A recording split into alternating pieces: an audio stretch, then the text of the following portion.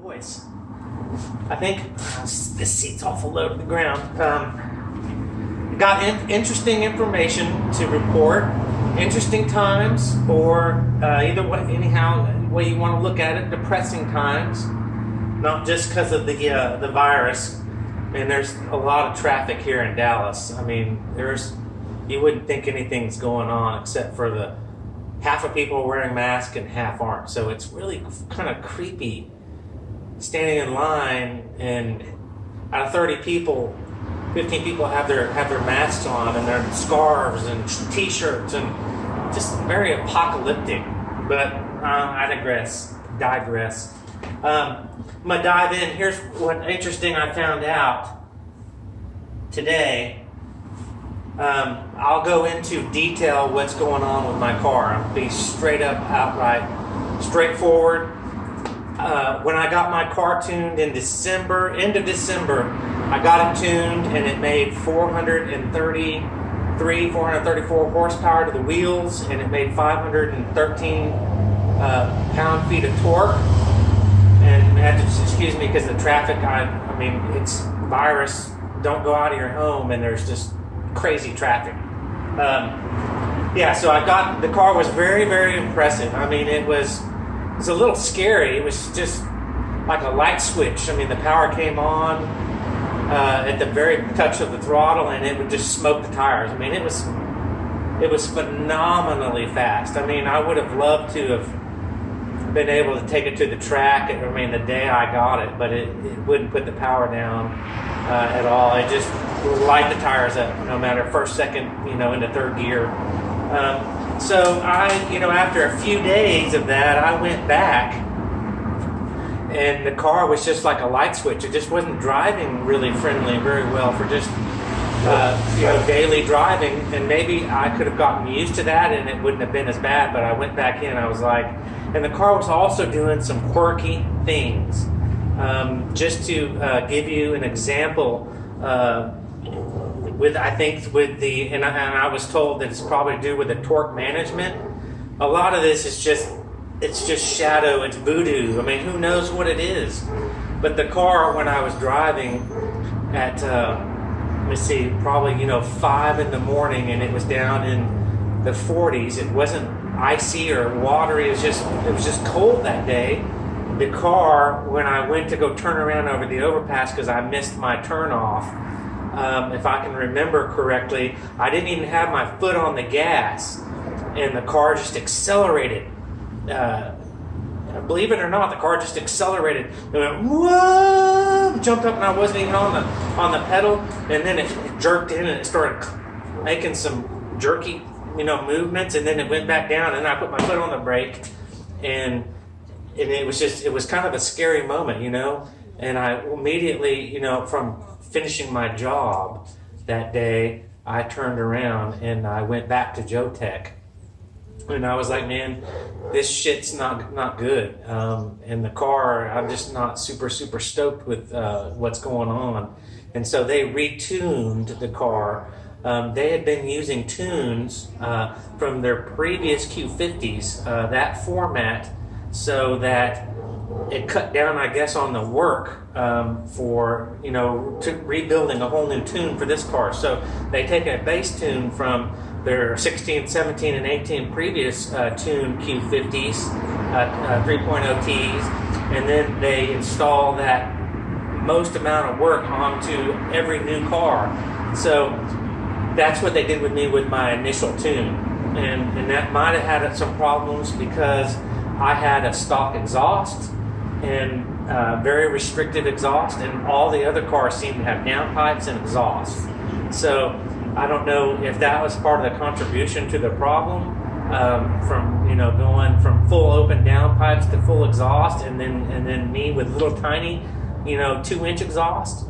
I have my suspicions, but so then I went back in the second time, and I said, we got to get this down, man. With the car, when I looked at my graph on my dyno chart, and it went up almost like a ski slope, almost vertical. And I was like, man, we got to tame that down a little bit. I mean, it's just the car is not. I mean, I guess if it's just a drag car, and you have slicks on it, that the car would be okay for that. I don't know. But so they totally spent another 2 hours, built the tune from scratch, and something to do with updated firmware from Ecutech, whatever that means. And so they built that file from the ground up, and I kind of mentioned to him, and I was like, I don't want to blow my car up. I want to have it fast and enjoy it. I don't want to be the fastest Q50 in the state of Texas. That's fun and cool, but I just don't want to jeopardize the longevity of my car, and I don't want to have to go turn around and spend $10,000 for a new motor, or $7,000 for new turbos. I was like, just tone it down a little bit, make it a little bit more drivable. So they came back with a 410 rear wheel horsepower and 475 pound-feet of torque is what their second dyno said. So with that, I wasn't monitoring. It gets complex, so you got to hang with me. Initially, when I got my first tune, they were like, man, we're going to dyno tune it and it'll be perfect. And so I was like, do I need to buy the dongle? Ecutech dongle. He was like, man, it's a waste of your money. We're going to tune the car exactly how it needs to be, and there'll be no questions asked, no problems. The car will love it. And so I started seeing these problems, and I was like, man, I need to maybe monitor some of these things and play an active role, and so I can, try to keep my car, safe. And so I got the dongle, I think in late January, early February, and when we did that second tune revision, and maybe even when I went back to get a third tune revision, I was like, man, can you hook me up with map switching so that I can have the full boost, crazy power map, just in reserve, and then, have the low boost map? And they were like, sure, yeah. Let me back that up. They didn't say sure. He was like, we don't typically do that, meaning that they don't do that. He said, all our customers, we just give them the full bore map, and that's the way it goes. And it kind of made me think, they weren't real sure on how to set that up. They had zero experience. They said all our customers, all our cars, our Lamborghinis, our GTRs, our McLarens, our Porsches, we just give them one map, and it's the full-blown map. And no one's ever requested to have two maps. So map switching was a new territory to them, and plus, they deal heavily in GTRs. This video is going to be kind of long, and I apologize. I'm trying to speed up my speech so I'm not lagging. Their GTRs have the dual clutch transmission, and it's a completely different launch control, completely different system. And so I was like, man, hook me up with launch control too, And he kind of looked at me. He's like, man, we just don't have people request that, And I saw the hesitancy, and so. Obviously you go into the Pro-ROM, Ecutech, whatever, the basis they're using to tune out of the Ecutech software, and I guess they just check some buttons, but launch control is really, there's a lot of parameters that can be controlled, and just going in and checking turn on launch control is not the optimum way to do that. And I'm just speaking out of my ass right now, the fuel control, and I guess some of the wastegate and RPMs and timing, ignition timing, and all kinds of things that can be adjusted where they can turn the power down, boost by gear. But they didn't do any of that. It was just like, yeah, we'll turn it on, and 2500. And I have a video where I try to launch it with launch control, and it was just kind of pointless. These are things that are just in my mind that are just boggling it, and because I'm not a professional tuner, so I just think that things have not been good. So today I finally, and I need to explain this too, and I know the video's getting long, with this latest third version of the map or whatever, the lower horsepower map, because they just all together got rid of the high horsepower map because it just wasn't working. So I'm down to this 475, 410, 415 horsepower map, and the car is pulling ignition timing. It's pulling 1, 2, 3, up to 4, maybe up to 5 at some point when it gets warmer. Like today, if we have a 90-degree day, it's a lot more increased over a 60-degree day. And so, but that's just while I'm driving casual around town, just putting around, just like driving like your 70-year-old grandmother would. Just probably a little bit better than that, but just running errands, just going to the store, just going to the fast food restaurant, just pulling out of the driveway. The car was seeing -2 and 3 pretty constantly, negative of ignition timing, and then it was seeing 4 and 5 degree or indication of knock. I couldn't hear any knock.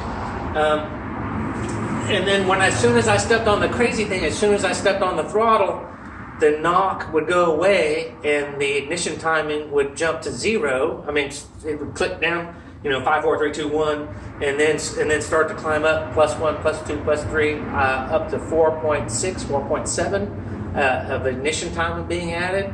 So it just blows my mind. And then all through this tuning, my transmission, the computer's been throwing one after the other, DCT codes, TCM related, and one time a PCM related with overboosting, and that set off the engine light. So immediately, the car didn't go into limp mode, and Joe Tech was telling me, man, when the car went into the overboost of what the car was requesting, that the car typically, and I don't know if this is true or not, but I mean, there are the tuner professionals that said the car will just start throwing bonkers of codes to try to get your attention. And these cars are, from what I understand, are not smart in the sense that they will protect themselves, obviously, but they go into a great amount of detail with protecting themselves, almost to the point where it's difficult to try to destroy the engine, because the motor will turn everything down, turn things off. It'll take power away. If you're overboosting on the turbos and you're cranking too much boost and the car sees that, it's going to shut itself down or limit that power. So I don't know. This whole thing has kind of been a freaking mess. So long story short, I have been very unhappy with that the timing and that knock being pulled while just driving around town. I've gone back and we've had some back and forth.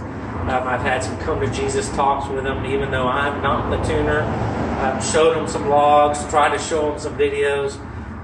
So bottom line, they retuned the car this last time, and I think they just you can desensitize the knock sensors. I mean, believe it or not, I don't know why you would want to do that. Oh, no, you would want to do that if you know your car is not having knock and it's something else related, an engine part on the car that's tapping while you're driving and creating false knock. So, Marshall, shut up. And so false knock. So you're combating false knock with turning the knock sensors down. So I think they just turned the knock sensors down or made them less sensitive. So the car is not seeing knock, but it's still seeing the ignition time pull. So getting me off track. So today I finally made the decision to go in and have them take the tune off the car and put it back to stock. Big decision. I mean, I still have the opportunity to get their 4th revision lower horsepower tune put back on the car.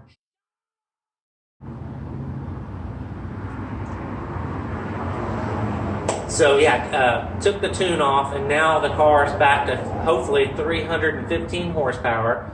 Come to find out, the app, I have my dongle still plugged into the car, and I can read some of the parameters that are being monitored, but it took away some of a lot of the good parameters. I can't monitor engine knock. I can't monitor individual cylinder engine knock. and I can't monitor ignition timing being pulled or added. And it took away some other key parameters. I can still monitor all the temperature parameters, except I don't understand this. I can monitor charged coolant temperature, but I can't monitor charged air temp.